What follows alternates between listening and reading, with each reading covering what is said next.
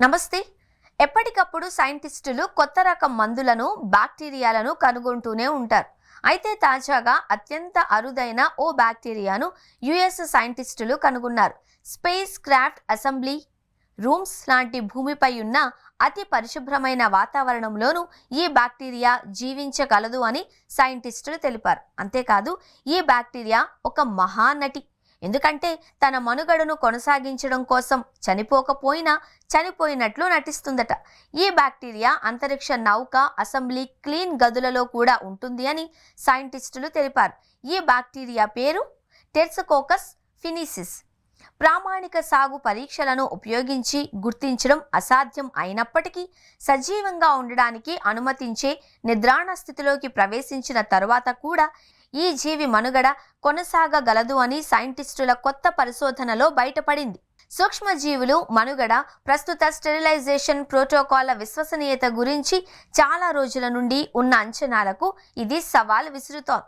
కాబట్టి ఈ బ్యాక్టీరియా ప్రస్తుతం అందరి దృష్టిని ఆకర్షించింది. టెర్సోకోకస్ ఫినిసిస్ యాక్టినో బ్యాక్టీరియా సమూహానికి చెందింది. ఇది 2 సుదూర ప్రదేశాలలో శుభ్రమైన గదుల నుండి స్వతంత్రంగా వేరు చేయబడింది. ఒకటి నాసా యొక్క కెనడీ స్పేస్ సెంటర్లో, మరొకటి యూరోపియన్ ప్రయోగ కేంద్రంలో.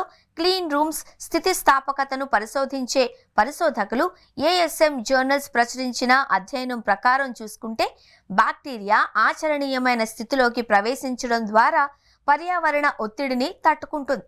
దీని అర్థం కణాలు సజీవంగా ఉంటాయి, కానీ సాంప్రదాయ సంస్కృతి మాధ్యమంలో ఉంచినప్పుడు పెరగవు.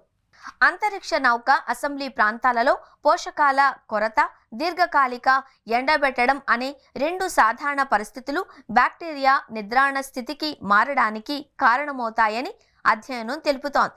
ప్రయోగం చేసే సమయంలో కాలనీ ఏర్పడే యూనిట్లలో గమనించిన తగ్గుదల మొదట్లో టెర్సోకోకస్ స్టెరిలైజేషన్ విధానాల ద్వారా తొలగించబడింది అని సూచించింది. అయితే మైక్రోస్కోప్ విశ్లేషణ మొత్తం కణగణలు స్థిరంగా ఉన్నాయని వెల్లడించింది. ఇది కణాలు విభజించడాన్ని ఆపివేసింది అని సూచిస్తుంది. అయితే సంబంధిత ఆక్టినో బ్యాక్టీరియాను మేల్కొల్పే ప్రోటీన్ అయిన పునరుజ్జీవ ప్రోత్సాహక కారకాన్ని జోడించడం ద్వారా పరిశోధకులు ఈ నిద్రాణ కణాలను పునరుద్ధరించారు. ఈ కారకానికి గురైన తర్వాత గతంలో గుర్తించలేని కణాలు తిరిగి పెరుగుదలను ప్రారంభించాయి. దాంతో ఇది బ్యాక్టీరియా చనిపోలేదు అని, మరియు సంస్కృతి ఆధారిత పద్ధతులు మాత్రమే వాటి ఉనికిని తక్కువగా అంచనా వేస్తాయని నిర్ధారించింది. ఈ పరిశోధనలు తక్షణ వృద్ధి సామర్థ్యం ఉన్న జీవులను మాత్రమే నమోదు చేసే గుర్తింపు విధానాలలో ఉన్న ఆంతర్యాన్ని హైలైట్ చేశాయి. ఇది ఇతర పర్యావరణ సూక్ష్మజీవులు సాధారణ స్టెరిలైజేషన్ తనిఖీల సమయంలో గుర్తింపు నుండి తప్పించుకునే అవకాశాన్ని సృష్టిస్తుంది. అయితే అంతరిక్ష సంస్థలు కఠినమైన గ్రహ రక్షణ విధానాలను నిర్వహిస్తాయి.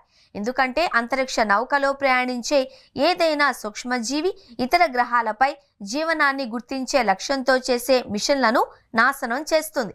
అందువల్ల శుభ్రమైన గదులు చాలా తక్కువ స్థాయిలో జీవ సంబంధమైన పదార్థాలు కలిగి ఉండేలా రూపొందించబడ్డాయి. కానీ ఇలాంటి పరిస్థితులలో టెర్సోకోకస్ ఫినిసిస్ బతికి ఉండగల సామర్థ్యం ఉంటుంది అని తెలియడంతో శాస్త్రవేత్తలకు ఇది ఒక సవాల్గా మారింది.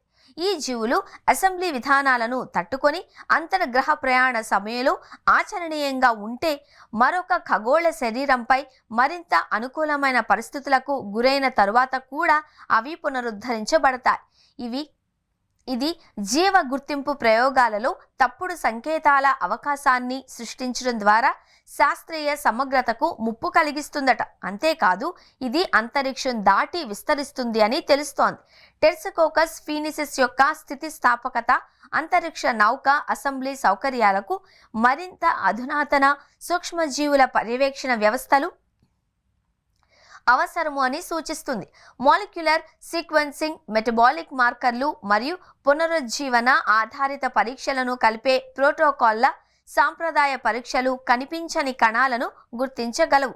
గ్రహ కార్యకలాపాలు మరింత ప్రతిష్టాత్మకంగా మారుతూ మార్స్, యూరోపా లేదా ఎన్సిలాడస్ వంటి ప్రదేశాలను లక్ష్యంగా చేసుకుంటుంది. కాబట్టి కాలుష్యాన్ని నివారించడం అవసరమని శాస్త్రవేత్తలు తేల్చేశారు.